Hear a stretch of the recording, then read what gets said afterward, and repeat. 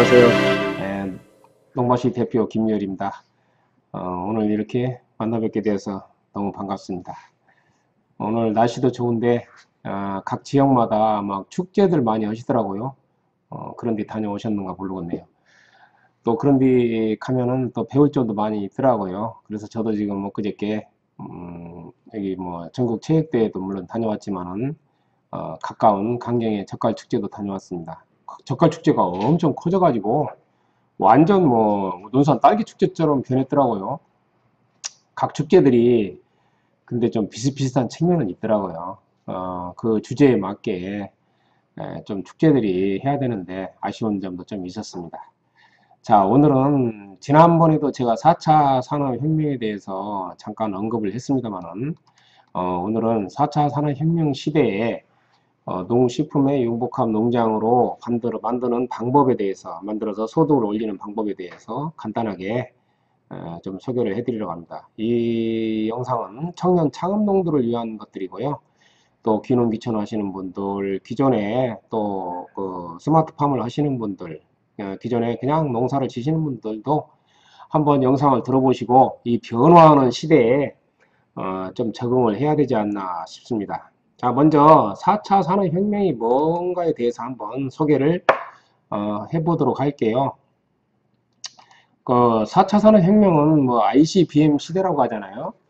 원래 보통 네 가지 정도로 언급을 하죠. IoT라고 해서 사물 인터넷입니다. 그 다음에 클라우드라고 해서 클라우드 컴퓨팅이라고 해가지고 어떤 저장하는 가상 저장소라고 생각하시면 되고요. 그 다음에 빅데이터라고 해가지고 정형 데이터는 우리가 정해진 데이터를 정형 데이터라고 하거든요. 근데 비정형 데이터라고 있어요. 정해지지 않은 데이터들. 이런 비정형 데이터는 뭘 말하냐면 사람의 취향이라든지 성격 그런 것들을 비정형 데이터라고 하죠. 그 다음에 모바일 이 네 가지를 갖다가 이 첫 자를 따가지고 ICBM이라고 합니다. 그래서 요즘을 ICBM 시대라고 하는데 미사일이 아니고 4차 산업혁명 시대에 많이 등장하는 용어들이니까요. 참고를 해주시고 이제 이러한 기술과 이러한 네 가지 기술과 인공지능 기술 AI라고 하죠. 그리고 이제 기존의 기술들이 합쳐져 가지고 그렇죠. ICBM과 그다음에 인공지능과 그다음에 기존의 IT 기술이 융복합되어 가지고 어떤 새로운 가치를 생성하는 시대. 그렇죠. 이런 것들이 융복합되면은요. 새로운 가치를 어떤 생성한다 이거죠. 이거를 일컬어서 4차 산업혁명 시대라고 합니다. 이 정도 좀 지난번에 했기 때문에 간단하게 중복이 안 되게끔만 할게요. 그 다음에 사물 인터넷이라고 해가지고 인터넷 오브 싱인데요. 앞으로 이런 시대가 지금 다가오고 있습니다. 이미 다가왔죠. 일부는.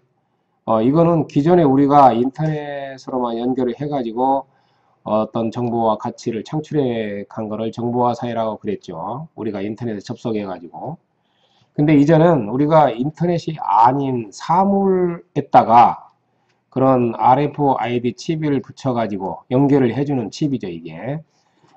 사물 인터넷이라고 합니다, 이것을. 그러면 이 죽어 있는 사물이 어떤 컴퓨터 역할을 하게 되는 거죠. 소규모 컴퓨터 역할을 해 가지고 그 사물의 정보를 중앙 컴퓨터에 보내주는 것이 되겠죠. 그래서 보내주면 그 중앙 컴퓨터에서 그렇게 모인 비정형 데이터 또 정형 데이터들을 빅데이터라고 해가지고 모아놓은 거를 갖다가 인공지능으로 분석을 하면 우리가 전혀 인간이 한계에 도달해 가지고 도저히 알 수 없는 그런 중요한 가치를 중요한 정보를 중요한 데이터를 보여주게 되는 것이죠. 어디로? 모바일로.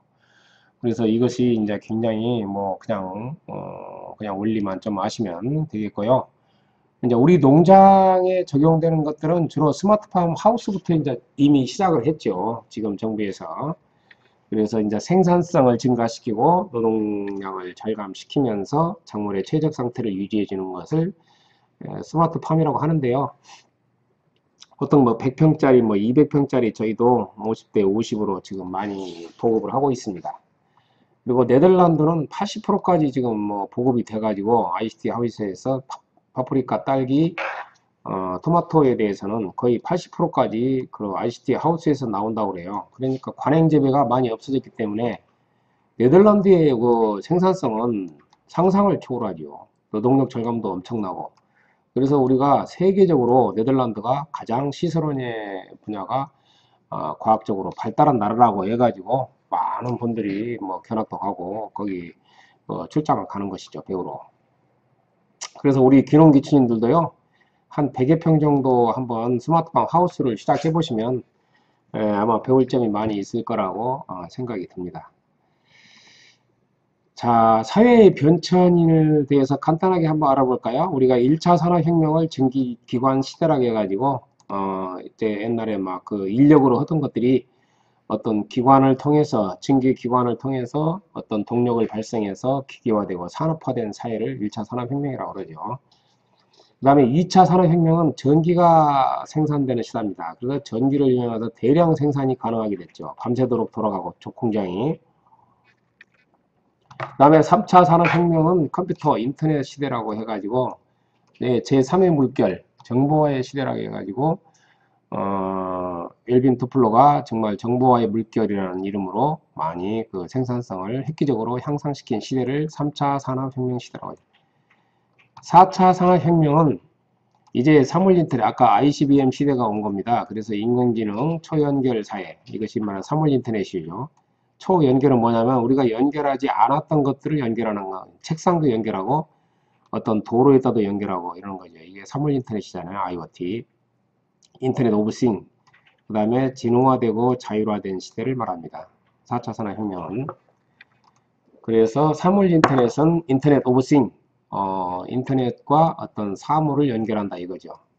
그래서 우리가 어떤 주택에 관한 정보, 그 다음에 음악에 관한 정보, 또 그런 카메라로 찍은 사진들, 정말 종이 그런 이메일이라든지 이메일을 분석한다든지 또 문자를 분석한다든지 어떤 시간을 분석한다든지 또 어떤 기간을 분석한다든지 운송 정보를 분석한다든지 그런 수리 정보 어떤 데이터를 분석한다든지 해가지고 이런 것들이 전부 한 군데에 가상 저장소 크라우드라고 하죠. 이 가상 저장소에 이렇게 모이게 되면 이거를 갖다가 사람이 분석하는 게 아니라 인공지능이 분석을 하는 거죠. 그래서 우리가 이러한 다양한 데이터, 이게 다양한 데이터잖아요. 다 틀린 데이터가 일정하지 않은 데이터들이 모였을 때 비정형 데이터들이 모여가지고 어떤 새로운 가치를 창출하는 거, 이것을 갖다가 사물 인터넷이라고 합니다. 우리나라 4차 산업혁명 적응도는 뭐 25위라고 그래요. 아직도 우리나라가 굉장히 말레이시아보다 떨어지네요. 그래서 아직은 좀 할 일이 많은 나라입니다, 저희가. 그 다음에 RFID 태그, RFID는 그 일종의 무선 전송 장치라고 생각하면 되죠. 그런 칩이라고. 그래서 책상이나 도로라든지 또 어떤 주차장, 그런 자동적으로 우리가 고속도로에서 통과를 했을 때 뭐 요금이 자동으로 계산되게 만들죠. 이런 칩들이 거기에 내장돼 있어 가지고 자동차를 인식하게 되는 거죠. RFID 칩이 이런 식으로 내장돼 있어 가지고 수미터에서 수십 미터까지 이제 정보를 수집하는 거죠. 그래서 무선으로 중앙 컴퓨터, 호스트 컴퓨터라고 그러죠. 중앙 컴퓨터에 전송을 해 가지고 중앙 컴퓨터에서 이제 클라우드를 통해서 AI가 분석하는 시스템이죠. 그래서 이런 RFID 태그가 정말 중요한 역할을 하기 때문에 바로 사물 인터넷 시대가 오게 된 것이다. 그 다음에 우리가 가장 생각하는 게 RFID 칩이라고 있거든요. 이런 식으로 조그마한 칩인데 뭐 보통 1cm, 1cm 크기라고 생각하면 되고요. 이런 것들이 구조에 대해서는 뭐 이렇게 알 건 없지만은 안테나, 리더기, 중앙 컴퓨터죠. 이게 호스트가 중앙 컴퓨터, 태그 발행기 이런 식으로 구성이 되어 있다는 것만 아시면 되겠습니다. 그래서 이런 칩들을 죽어있는 사물에 붙여가지고 센서 역할을 하게 되는 거죠. 그래서 그 죽어있는 사물의 정보를 중앙 컴퓨터에 쏘아줘가지고 어떤 정보를 인식하게 만드는 이런 것이 바로 RFID 칩이라고 할 수 있습니다. RFID 칩의 용도는 정말 무궁무진하고 할 수 있습니다. 문서 관리도 하고요. 신분증 관리도 하고 이력 관리도 합니다. 식품 약품 유통관리, 특성 화물관리, 화물이 움직이는 이력을 추적할 수 있다 이거죠. 그래서 우리가 택배 어플을 설치하면은 지금 당신의 택배는 지금 어디쯤 와 있습니다 라고 문자로 보내주기도 하는 것이 바로 이런 것들이 RFID 칩이 그 수화물에 붙어 있기 때문에 그렇다고 할 수 있죠. 그 다음에 화물 관리라든지 컨테이너 관리, 항공 화물 관리, 객차 관리, 그 다음에 제조 공정 관리, 총기 관리, 탄약 관리, 주차 관리, 출입 통제 관리, 보안 검색 관리, 뭐 이런 신분증 관리, 대학 학생증 관리, 이런 것들이 전부 학생증에 그런 RFID 칩을 붙여가지고 그 칩이 항상 그 정보를 발생을 하기 때문에 도서관에 들어갈 때 학생증을 거기다가 리더기에 대면은 원광대학교 학생이라는 것이 증명이 되고 통과가 될 수 있는 것이죠. 그런 학생증이 없는 사람은 그런 것을 할 수가 없는 거죠. 그래서 RFID 칩의 용도가 다양하다는 것이고요. 요즘은 지갑에도 이용을 해가지고 이런 식으로 그 RFID 지갑이라고 해가지고 이제 지갑이 떨어지면은 스마트폰에 경고음이 울리도록 돼 있어 가지고 도난 방지용 지갑이 지금 보편화되고 있죠. 아마존에서는 온라인상 고객 흔적을 수집해서 취향을 알아내고 맞춤형 구매 정보를 제공한다고 합니다. 굉장히 중요한 얘기네요. 우리가 이제 고객의 흔적을 수집한다는 것은 인터넷을 생각하면 홈페이지나 쇼핑몰에서 이렇게 구입하지 않고 어떤 그 제품을 건드렸을 때 그 흔적이 남게 됩니다. 이런 것을 이제 온라인 상에서 수집을 해가지고 A라는 고객은 냉장고를 지금 사려고 하는구나까지 알게 되죠. 그래서 그런 사람들한테 냉장고의 정보를 주고 또 그분이 선택한 사진은 안 했지만 그분이 선택한 냉장고를 미리 그 지역에 갖다 놔가지고 언제든지 그 30분 이내에 배송이 될 수 있는 준비를 해놓는다든지 뭐 이렇게 그 맞춤형 구매 정보를 제공한다고 합니다. 대단한 거죠. 그러니까 그 다음에 고객의 감성을 분석을 한다 이거죠. 웹상의 고객 의견을 수집하여 자동차 마케팅에 활용하기도 하고 기아자동차는 그 다음에 페이스북에서는 고객 평가를 받아 가지고 수요자 맞춤형 제품을 출시한다고 합니다. 페이스북에서는 이런 것들이 이제 많이 쓰이고 있고요. 그 다음에 4차 산업혁명이 필요한 이유, 그 왜 필요하냐. 지금까지도 잘 살았는데 굳이 우리가 그것을 4차 산업혁명에 관심을 가져야 하냐. 이것만 보시면 알게 됩니다. 세계 식량 생산량의 30 내지 50%가 과잉 생산돼 가지고 버려진다든지 또 물 생산량의 20%만 사용하고 80%는 버려진다든지 뭐 과도한 농약 사용이라든지 그 다음에 그 자원 낭비가 굉장히 심하다 이거죠. 비료도 쓸데없는 비료를 많이 써가지고 토양이 뭐 오염된다든지. 그래서 인간이 어쩔 수 없이 관리하지 못하는 부분을 이 빅데이터가 아니죠. 4차 산업혁명 분야에서 이런 것들을 해결해 줄 수 있는 그런 여지가 생긴 거죠. 이제 그렇게 생각하시면 될 겁니다. 그래서 지난 시간에 했기 때문에 이런 건 넘어가고요. 그래서 4차 산업혁명 시대에는 이제 농업 분야에 옛날에 뭐 1차 산업에서 뭐 전기기관 시대니 뭐 여기 정보화 시대 이런 것들은 전부 농업을 축소시키고 또 공업이라든지 제조 분야 이런 것들이 이제 확장되어 왔거든요. 근데 4차 산업혁명 시대에는 농업에 적용을 하면서 스마트팜이라든지 이런 것들이 엄청나게 많이 나오면서 오히려 그 농업의 생산성을 올린다 이거죠. 그러다 보니까 이게 4차 산업혁명 시대에는 그런 농업을 살리는 친농업적 혁명이라고 할 수 있는 시대가 온 거죠. 그래서 참 아이러니다. 농업을 떠난 것이 다시 돌아온 것이 4차 산업혁명입니다. 이제 농업은 4차 산업혁명과 더불어서 아마 지금 거듭날 준비를 하고 있는 거죠. 이런 것들이 전부 농업에 4차 산업혁명을 적용한 겁니다. 지금 스마트팜도 일종의.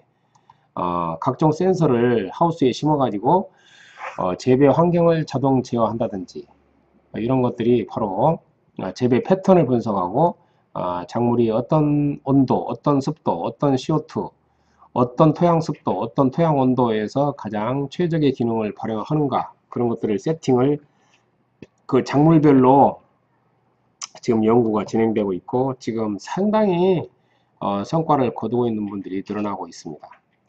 네, 여기 나오네요. 농업 생산 분야에 스마트 센싱 그런 모니터링을 하고 있는 거죠. 기후 정보라든지 환경 정보, 생육 정보를 수집하고 측정하고 또 기록하는 이런 것들이 또 자동화될 필요성도 있습니다.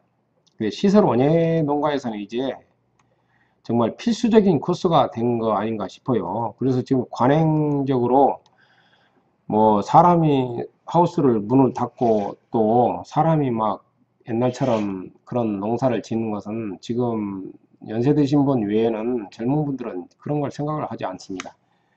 고부가 가치를 창출하기 위해서 젊은 분들은 이제 수경 재배를 한다든지 스마트팜 하우스를 통해서 기존의 그 생산량의 2배를 올리는 경우가 허다하기 때문에 귀농 귀촌 하시는 분들도 소규모 100평 정도 스마트팜 하우스를 만들어 놓고 어떻게 보면 그 편하게 농사 짓는 그런 방법을 강구하는 시대가 왔다는 것을 직시를 해야 될 거라고 저는 생각하고 있습니다.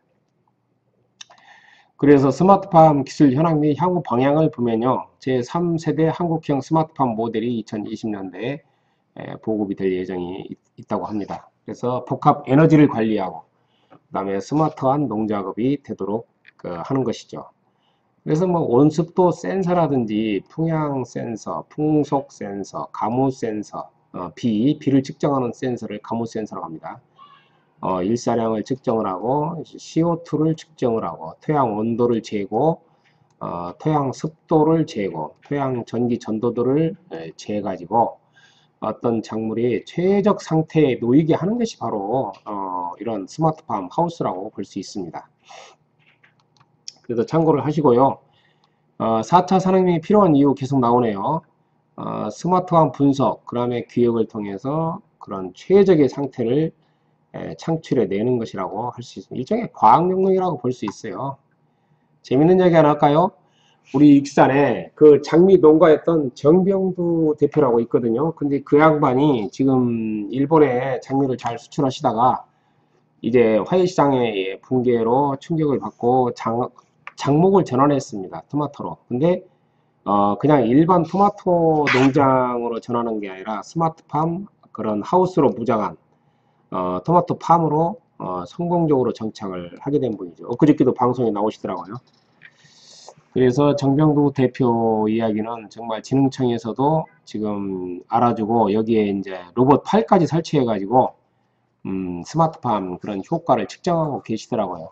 그리고 각종 센서도 아주 그 컴퓨터를 통해서 제어하기 때문에 평당 관행적으로는 한 토마토 한 70kg 정도가 생산이 됐는데 단계적으로 스마트팜 재배 환경을 구축한 끝에 130kg까지 생산이 가능한 걸로 지금 파악이 되고 있습니다. 그래서 상당히 지금 모범적으로 하기 때문에 생산량이 거의 2배 정도 늘어나게 된 거죠. 요즘 뭐 텔레비에 좀 많이 나오시더라고요.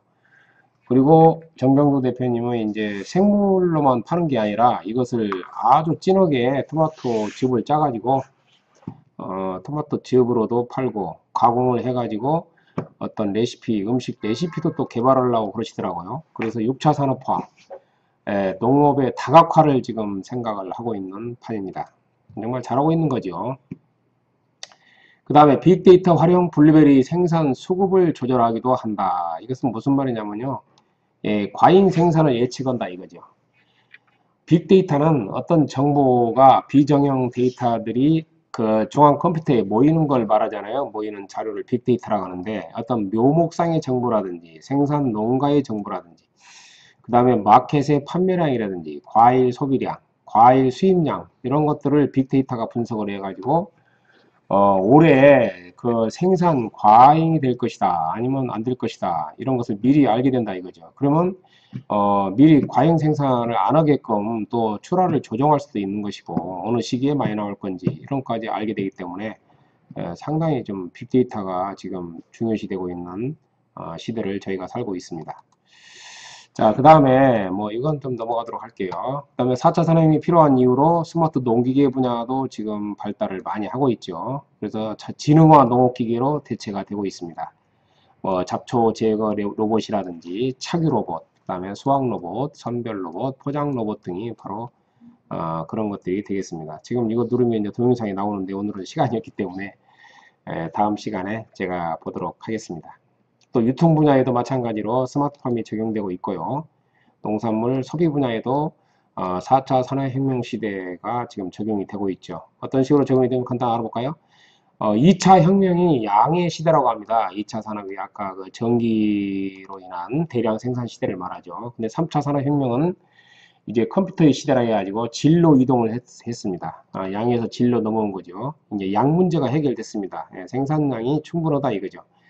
그래서 진로 넘어온 시대가 바로 3차 산업혁명 시대라고 한다면 4차 산업혁명 시대는 기능성 시대라고 그래요.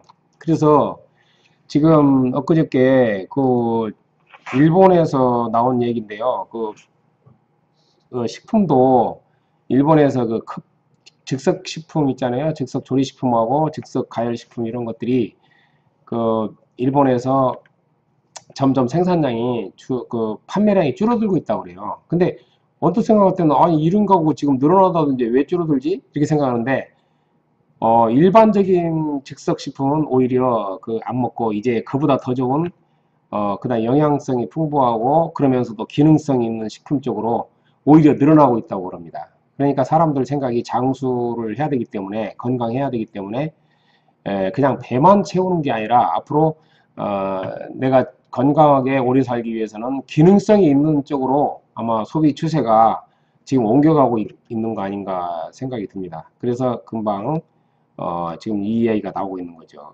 4차 산업혁명 시대는 바로 기능성의 시대다. 이렇게 유기농이라든지 친환경 식품이 인기를 얻을 수밖에 없는 거라고 지금 생각이 됩니다. 그 다음에 뭐 시설 운영에 뭐 각종 로봇이 나오고요. 뭐 심지어는 뭐 전목 로봇까지 나와 있네요. 지금 농약 방지는 기본이고 드론으로 방지를 하고 자동 환경 제어 시스템이 지금 급속히 발달하고 있습니다. 뭐 축산 분야에도 마찬가지고 지금 노지에도 마찬가지로 농약이라든지 파종이라든지 비료 살포를 드론이 한다든지 이런 것이 4차 산업혁명하고 연결돼 있어 가지고요. 이런 것들이 공통적인 목적은 뭐냐면은 노동력을 절감하고 생산비를 절감하고 어떤 체계적인 농장 관리를 해보자. 그래서 경제 원칙에 의해서 어떤 고소득을 창출해보자 이거죠. 같은 노력을 해가지고 최대한의 성과를 거두는 거. 바로 그것이 바로 4차 산업혁명이 지향하는 목표가 되겠습니다.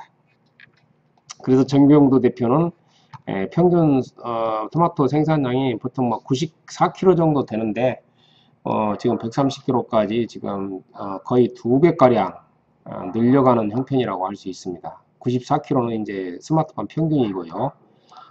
관행 재배는 65kg인데 정말 이분은 또 130kg까지도 이렇게 수확량을 늘려가지고 일반 대비해서 생산량을 상당히 증가시켰다. 그리고 평균도 보통으로만 지어도 스마트팜으로 지어도 44.6% 정도 수확량을 늘릴 수 있다고 합니다. 그래서 노동력 문제도 해결하고 전남 한울농장은 노동력을 그 편리성을 4배 정도 증가시켜 가지고 노동력을 50% 정도 절감했다고 그래요. 그래서 이런 것들이 상당히 관심을 앞으로 우리 농민들도 앞으로 가져야 되지 않는가 싶습니다. 그 다음에 노지에서도 지금 뭐 나오고는 시설 하우스에만 또 이런 말들이 관련되는 게 아니라 노지에서 토양 수분 센서를 노지에 심어 가지고 그런 정보를 또 취합하는 경우도 있고요. 토양의 뭐 이시라든지 pH를 측정하기도 하고 스프링클러도 조정을 하기 때문에 노지에서 과수하시는 분들도 스마트팜에 대해서 조금 관심을 가져야 될 것 같아요. 노지가 뭐 나는 예외가 아니다 이거죠. 그래서 농림업 총조사 결과 우리 농민의 55%는 영세농이라고 합니다. 그래서 뭐 연간 판매액이 500만원 이하밖에 안 되는데 굉장하죠. 60만 농가. 이런 것들이 고령농, 한계농이라고 그러는데 이런 것도 이제 500에서 3천만 원 정도 버는 사람이 이제 35%. 그래서 상당히 그 영세한 사람이 너무 많다는 걸 알려주고 있습니다. 이게. 그래서 정부에서는 이 스마트폰을 보급할 때 어떤 강선홍 있잖아요. 각 기술센터마다 막 강선홍 교육들 많이 하시는데 그런 강선홍들을 중심으로 약 15만 정도 된다고 합니다. 강선홍이. 그래서 자기 혁신 또 투자 능력이 있는 농가는 바로 강선웅이다. 이런 10 내지 15%를 대상으로 사실 희망은 늘어나고 있습니다. 이분들을 대상으로 어떤 스마트팜 정책이라든지 4차 산업혁명 정책을 우선적으로 해 나가야 된다는 것을 제가 말씀드리고 싶네요. 자, 마지막으로 이 농민도 지금 변신이 필요하다 이거죠. 4차 산업혁명 시대에는 농업 생산을 위해서 ICT를 반드시 활용을 해야 되고 그러기 위해서는 여기에 대한 공부가 필요하다. 근데 이렇게 많은 공부는 필요 없고요. 자기가 좀 관심을 가지고 보면은 얼마든지 뭐 심지어는 그 외국인도 뭐 이걸 잘 관리하더라고요. 배워가지고. 그래서 이렇게 어려운 거는 아닙니다. 사실 시대에 따라가려는 그런 의욕과 애정과 관심이 중요한 거지 너무 어렵게 생각 안 하셨으면 좋겠습니다. 그래서 우리가 단순한 농업 생산에서 벗어나 가지고 농업의 전후방 산업에 관심을 가져야 된다는 것을 말씀드리고 싶습니다. 그리고 우리 농업 사이트가 굉장히 뭐 농정원 사이트라고 한번 들어가 보세요. 여기에 스마트팜 관련해 가지고 좋은 정보들이 너무 많이 올라가 있어요. 농정원이 이제 농림부 산하 유관기관인데 농정원에서 스마트팜 업무를 많이 지금 담당을 하고 있습니다. 그래서 농정원 사이트는 꼭 좀 한번 들어가 보시기를 권합니다. 그리고 농촌진흥청에 그 농사로 사이트라고 있어요. 네이버에서 농사로 치면 나오는데 이것도 지금 굉장히 좋은 정보를 제공해 주고 있습니다. 그리고 시군기술센터나 어떤 농정국 사이트도 자주 들어가 보면요. 아주 좋은 정보들이 너무 많이 지금 있습니다. 사실. 그래서 그런 정보들도 조금 알으시면서 우리 대표님들께서 농사를 지시면 좋겠습니다. 그리고 지금 뭐 귀농귀촌인들도 많이 지금 베이비 세대가 지금 나오고 있잖아요. 근데 일반적인 농사를 짓기보다는 비록 그 면적은 적지만은 아까 집양농업이라고 있잖아요. 그런 100평이라든지 200평짜리 하우스를 해놓고 고소득 작물을 스마트팜으로 생산성을 증가시키면서 노동량은 최하로 하면서 가장 효율적인 농사를 짓는다면 양이 뭐 면적이 문제가 아니라 몇만 평 지어서 문제가 아니라 적은 규모로도 얼마든지 4천만 원, 5천만 원, 1억까지도 조수익을 낼 수 있는 구조가 생기는 거죠. 거기서 부가가치를 최대한으로 올리면 되는 것이지 거기서 나온 상품들은 어떤 그 로컬 푸드라든지 이런 데에 또 내 가지고 판매를 할 수가 있습니다. 그러면 또 수익도 되고 이렇게 해서 노후를 행복하게 보낼 수 있는 그런 소농 정책들이 더 많이 나와야 된다고 저는 생각을 하고 있습니다. 그래서 오늘은 지난 시간에도 4차 산업혁명이 굉장히 중요하다고 강조를 드렸었는데 실질적으로 보다 쉽게 접근할 수 있도록 하기 위해서 영상을 준비했습니다. 4차 산업혁명 시대에 농식품의 융복합 농장 만들기 그렇게 어려운 일이 아니라는 것을 아시고요. 조금만 관심을 가지시면 정부에서도 지금 2배, 3배로 그 예산을 늘리려고 하고 있습니다. 그리고 50대 50에서 또 70%까지도 보조금을 올리려고 하기 때문에 앞으로 보고보기는 더 많은 그런 보조금 지원이 이루어질 것 같아요. 그러면 보다 쉽게 이런 거에 이제 우리 농민들이 접근할 수 있다고 생각을 합니다. 자, 오늘은 4차 산업혁명 시대의 농식품 융복합 농장으로 만드는 방법에 대해서 간단하게 소개를 해드렸습니다. 영상에 도움이 되셨다면 영상 아래 좋아요, 구독 버튼 꼭 좀 눌러주시고 그러면 재능 기부하는데 큰 힘이 되겠습니다. 오늘 또 쉬시는데 시청하시느라고 고생 많으셨습니다. 고맙고 감사합니다.